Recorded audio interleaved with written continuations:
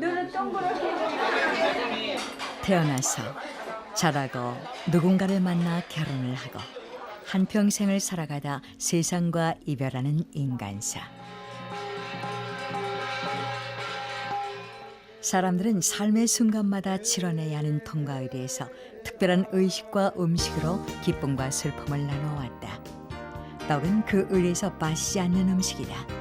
제주에서도 떡은 의미 있는 음식이었다. 다양한 제주의 통과의례 의식 속에서 떡은 중요한 제물이었다. 제주의 떡은 그 재료와 종류, 만드는 방법과 용도 면에서 다른 지역의 것과 달랐다. 독특한 상황과 환경이 만들어낸 제주의 다양한 떡 문화 속으로 들어가 보자.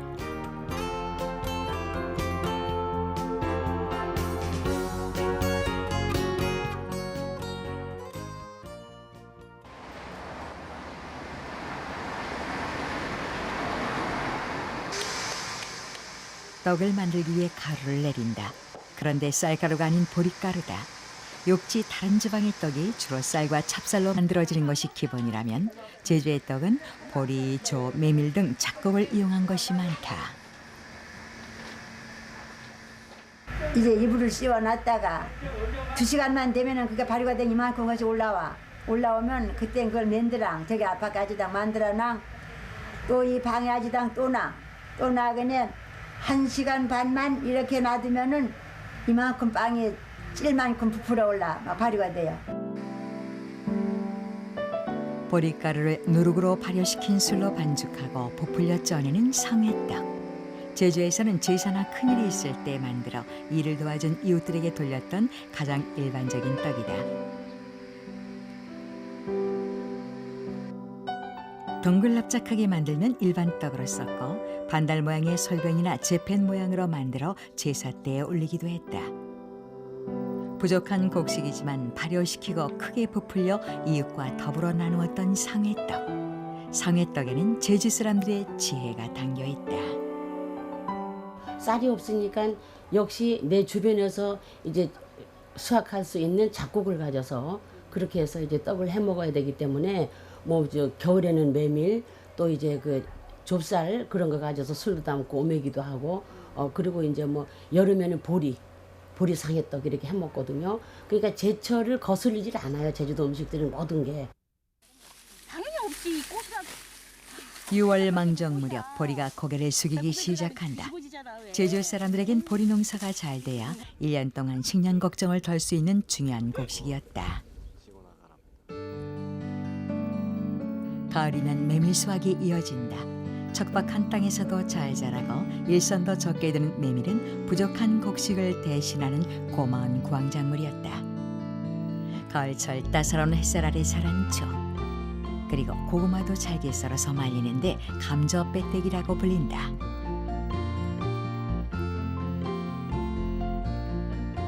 자연을 거스르지 않고 계절에 따라 나는 재료들. 제주 사람들은 이 제철의 재료들을 이용해 다양하고 독특한 떡을 만들었다.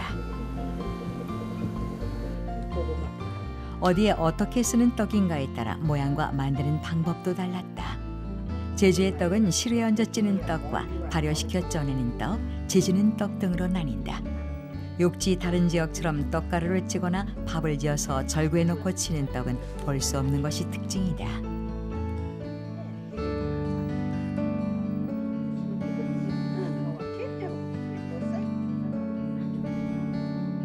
차조가 많이 나는 가을에 먹었던 떡은 오메기 떡이다. 차조가루를 끓는 물에 반죽해 동그란 모양을 만들고 끓는 물에 삶아낸 떡이다.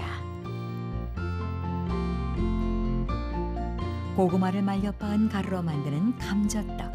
먹을 것이 부족했던 시절 흔하게 식사 대용으로 먹기도 했다.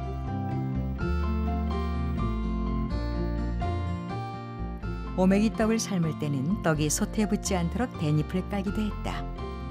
잘 삶아진 오메기 떡은 콩가루나 팥가루를 묻혀 먹는데 집안일 도와준 이웃이나 친척과 나눠 먹기도 했다. 밭에 갈 때면 밥 대신 만들어 갔던 감자떡.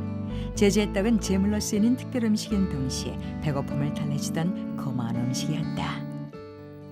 옛날에는 아주 어려우니까 이 차좁쌀하고 보리쌀은 조반 먹고 저녁만 먹고 점심에는 감자를 쳐먹고 이 감자떡은 다시 이거는 또 특별히 별로 또 이 제사 때에 떡을 만들어서 시루떡을 만들어서 먹었어요. 썰이 어신데 난 죄기떡에 넣은 건 그 학은 거 고란한 주신왕 떡한 거 그거 죄기떡 반찬 봐도 이제 종달 이런 거 저 동이 있어 종다리가 그거 죄기떡 반찬 보아그네 거라정 종달리를 가서 그거 반찬 얻어 먹지.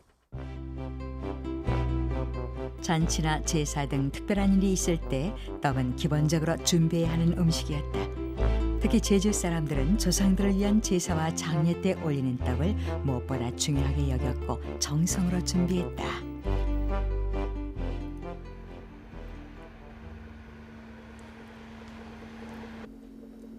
제사 때에는 떡을 올리는 순서가 있다. 떡을 올리는 것은 괸다고 하는데 5가지 떡을 기본으로 괸다. 떡을 괸는 순서와 모양은 조상들에게 이 땅의 모든 것을 바치는 정성을 의미한다.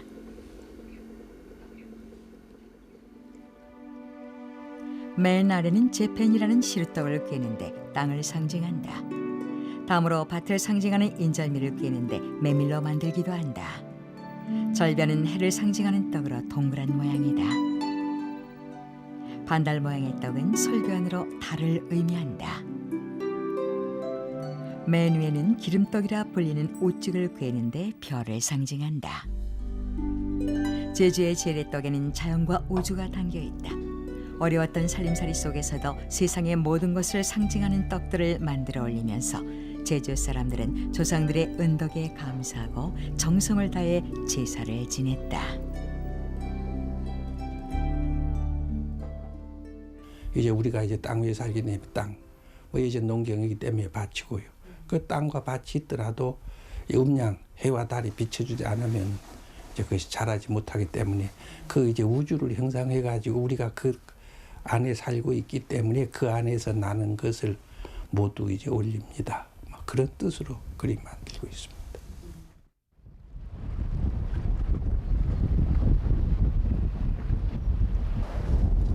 김영리의 해녀들이 잠수굿을 앞두고 금줄을 걸었다. 함부로 외부인의 출입을 금한 그 안에서 해녀들이 떡을 만들고 있다.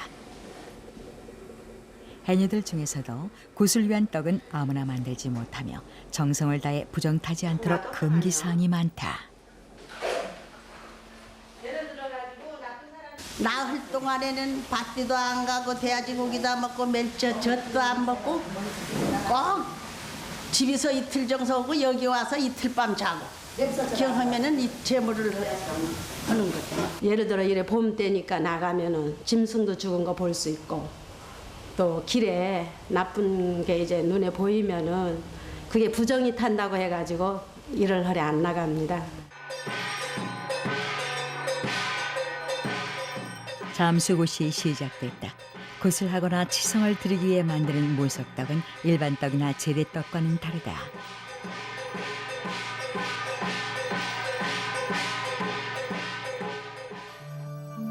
특히 떡을 만들 때 소금을 넣지 않는다. 소금은 잡신을 막는 의미가 있기 때문이다. 보식에 쪄내는 시루떡인 보시시리와 둥근 모양의 돌레떡, 방울떡과 번개떡 등을 굿떡으로 쓰는데 신에게 올리는 떡인 만큼 정성을 들여야 한다. 옛날에는 그 집에서 떡할망이에 떡 해보면은 이 떡을 하면은 소망 일고 안 일고 하는 거를 알 수가 있어요. 시리도 쳐보면 알고 또 심지어 돌레떡을 이렇게 만들어 보면은 시리는 안 익을 수도 있고 돌레떡이 이렇게 보면은 뿌글뿌글 하면은 아무리 정성 들여해도 그 집이가 소망 안 일자냐면은 그 떡으로도 판단합니다. 좀 몽상 쓸 수도 있고 떡이 안 익을 수도 있고. 그러니까 떡 하는 게 제일 중요하게 생각했지만 옛날에는. 정성으로 만든 시루떡은 구세의 과정에서 놀이를 하듯 던지고 돌리며 신들을 즐겁게 하는 의식에도 쓰인다.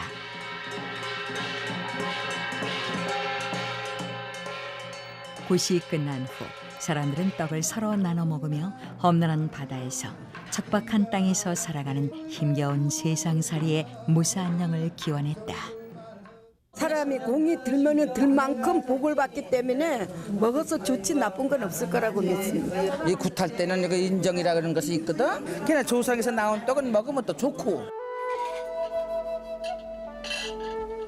식귴날 어려운 형편에서도 제주 사람들은 정성으로 떡을 만들고 상을 차렸다.